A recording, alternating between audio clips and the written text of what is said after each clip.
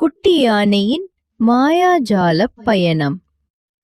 கஜா என்ற குட்டி யானை ஒரு காட்டுக்குள் விளையாடுகிறது.